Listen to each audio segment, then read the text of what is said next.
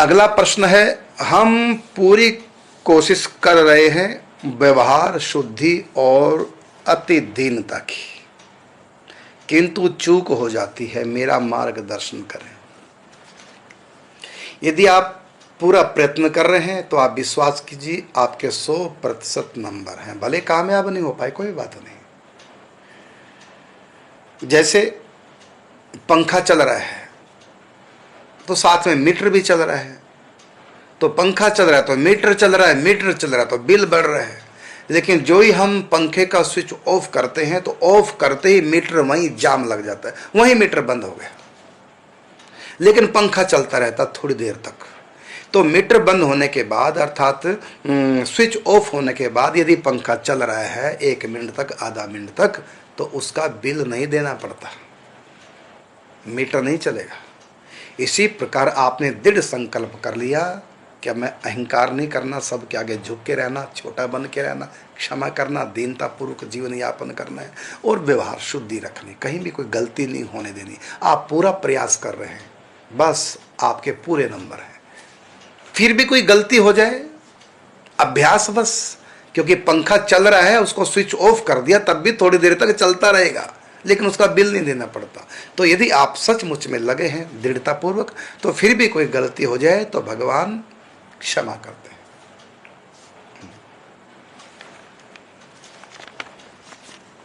रहत न प्रभु चित चूक किए की, रहत न प्रभु चित चूक किए की, चूक किए की चित्त में बात नहीं रहती ठाकुर जी की।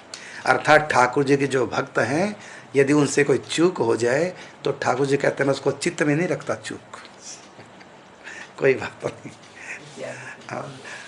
तो चूक होना अलग बात है और गलती करना अलग बात। ठीक है, अभ्यास बस हो गया, हो जाता, बड़ों बड़ों से गलती हो जाती, बड़ों बड़ों से। विश्वामित्र का त्याग क्या कम होगा? राजा थे, युवा थे, पत्नी थी, भरी जवानी में पत्नी को छोड़ दिया, संतान को छोड़ा, राज्य छोड़ा। कितना बड़ा सुख है राज्य का। तपस्या करने बैठे, सोचे कितने बड़े पुरुषार्थी, कितने बड़े त्यागी, लेकिन हो गई चूक, मैल का आई, बह गए। और फिर वही विश्वामित्र देखिए, आगे आगे विश्वामित्र, पीछे पीछे राम लक्ष्मण। विश्वामित्र विश्राम करते हैं, राम लक्ष्मण चरण दबा रहे हैं। किसके? जिससे चूक बन गई थी मेनका के कारण से। गलती हो सकती है बड़ों बड़ों से, देवताओं से गलती हो सकती है, ऋषि मुनियों से गलती हो सकती है, ब्रह्मा जी से भी गलती हुई थी एक बार, लेकिन परमात्मा से कभी कोई गलती नहीं। दुर्गा जी, भगवान शिव, भगवान गणेश, इनसे कभी चूक नहीं। राम से, कृष्ण से, इनसे कभी कोई गलती नहीं हो सकती। यदि कोई इनमें गलती देख रहा है, समझो अपनी बुद्धि का दिवालिया आउट कर रहा है, इनमें कभी कोई गलती नहीं हो सकती। फिर भी यदि आपको कहीं गलती लगे तो इनकी गलती न मानकर अपनी समझ की गलती मानो और अपनी समझ को सुधारो समझदारों के पास जाकर के। इसलिए कहा कि समझ के समझ को समझो, क्योंकि समझ समझना भी एक समझदारी है। समझ के भी जो ना समझे, मेरी समझ में वो ना समझ है। तो संतों के पास जाओ, उनसे प्रश्न करो। और ये प्रश्नोत्तरी कार्यक्रम इसलिए तो है, जो बात आप समझ ना पाओ उसको समझो। ऐसा कृष्ण ने क्यों किया, ऐसा राम ने क्यों किया, समझो ना ग्रंथों में, समझो ना संतों से। जब तक संत शरण नहीं आए तब तक मन भरमाए, धर्म कोई जान ना पाए और मर्म कोई जान ना पाए। तो परमात्मा से कभी चूक नहीं हो सकती। बाकी देवी देवता से चूक हो जाएगी, ऋषि मुनियों से चूक हो जाएगी, मुझसे भी चूक हो जाएगी। मैं व्यासपीठ पे बैठा हूँ, है ना, आपको ज्ञान दे रहा हूँ, तो ज्ञान दाता हूँ मैं इस समय, लेकिन मुझसे भी चूक हो सकती है। मैं भी एक इंसान हूँ, मेरी जीभ भी फिसल सकती है, मेरी बुद्धि भी कभी कोई गलत निर्णय ले सकती है। मैं आखिर एक इंसान हूँ, तो सबसे हो जाती है। लेकिन एक बार गलती होना गलती कहलाता है, बार बार गलती फिर वो होती नहीं हो तो हम करते हैं। गलती को चूक कहते हैं, गलतियां को चूक नहीं कहते। गलती एक गलतियां, गलती क्षमा है, लेकिन गलतियां क्षमा नहीं। आप अपने घर में देखिए, आपके बच्चे ने चूक किए तो आपने कुछ कहा, लेकिन यदि बार बार चूकेगा, बार बार गलतियां करेगा, फिर आप भी कहेंगे। आपकी बहू ने चूक की, आपने कुछ नहीं कहा, लेकिन जब वो चूक पे चूक बार बार करेगी तो आप भी फिर उसको रोकेंगे, डांटेंगे। तो गलती तो सबसे होगी, लेकिन बार बार उन गलतियों को दोहराओ मत। और मैंने उदाहरण दिया कि रहत न प्रभु चित चूक किए, कि जो उनके भक्त जन हैं उनसे कोई चूक बन जाए तो भगवान उसको निहार। देखिए, जुआ खेलना एक अपराध है। युधिष्ठिर ने जुआ खेला तो भगवान ने कहाँ युधिष्ठिर को छोड़ा, साथ दिया ना, तो हो जाती है गलती। तो आपने कहा कि हम पूरी कोशिश कर रहे हैं व्यवहार शुद्धि और अति दीनता की, किंतु चूक हो जाती है, मेरा मार्गदर्शन करें। कोई बात नहीं, फिर भी आप भाग्यशाली हैं, आप बड़े पुरुषार्थी हैं जो आप प्रयास कर रहे हैं। बस आपका प्रयास यदि चल रहा है तो मेरी दृष्टि में भी, ठाकुर जी की दृष्टि में भी आप सफल हैं।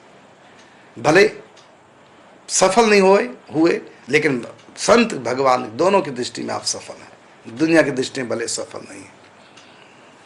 प्रयास किया ना, जैसे आपने ध्यान करने का प्रयास किया, 1 घंटा आंख बंद करके बैठे, बीच बीच में मन चंचल इधर उधर भागता रहता है, फिर भी आप प्रयास कर रहे हैं। ये तो आपकी स्थिति। और एक व्यक्ति की स्थिति है, आंख बंद करके बैठे और एकदम ध्यान लग गया, पता भी नहीं चला दुनिया का, वो खो गए, देख रहे हैं भीतर लीला चिंतन चल रहा है, रूप का ध्यान चल रहा है, आनंद आ गया। तो संसार की दृष्टि में, शायद आपकी दृष्टि में भी आप कहेंगे कि मैं तो फेल हूं, ये पास है, लेकिन नहीं, ठाकुर जी की दृष्टि में दोनों ही पास हैं। क्यों? क्योंकि आप भी कोई कम पुरुषार्थी नहीं है। भले ही चिंतन आपका प्रगाढ़ नहीं हुआ, मन भटकता रहा, लेकिन 1 घंटा बैठ के आपने प्रयास किया ना, बस इसी प्रयास को देख करके भगवान रिझते। कामयाबी तो मिलेगी श्री कृष्ण की कृपा से, ठाकुर जी कृपा से कामयाबी मिलेगी। हम तो प्रयास ही कर सकते हैं, बाकी कामयाब नहीं, कामयाब वही कराएंगे कृपा से। ए गुण साधन ते नहीं होई, तुम्हारी कृपा पाओ कोई कोई। तो कामयाबी तो प्रभु की कृपा से होती है, हम तो प्रयास ही कर सकते हैं। और सचमुच में आप प्रयासरत हैं, ये आपके लिए बहुत अच्छी बात है। प्रयास कीजिए, प्रयास ही हम कर सकते हैं, और प्रयास का पूरे मार्क्स मिलते हैं जितने लगन से आप प्रयास कर रहे हैं। बस कामयाबी तो ठाकुर जी की है। प्रभु के दर पर हमारा काम है आना, बाकी गले लगाना उनका काम है, हमारा नहीं। कहा ना कि पापी हूं तो क्या हुआ, तेरे दर पे तो मैं आ गया, क्या रहेगी महिमा दर की जो मैं पापी रह गया। तेरे द्वारे पे आना मेरा काम है, मेरी बिगड़ी बनाना तेरा काम है। आया मंदिर में तज करके माया सभी, आया मंदिर में तज करके माया सभी, पर माया ने छोड़ा ना मुझको अभी। 3 फांसों को लेकर ये पीछे पड़ी, मेरा पीछा छुड़ाना तेरा काम। बस हम लगे रहें, प्रयासरत रहें, बाकी उन्हीं की कृपा से सब होना है। हम अपनी तरफ से प्रयास में कोई कमी न छोड़े। ए गुण साधन ते नहीं होई, तुम्हारी कृपा पाओ कोई कोई। अगला प्रश्न लेते हैं।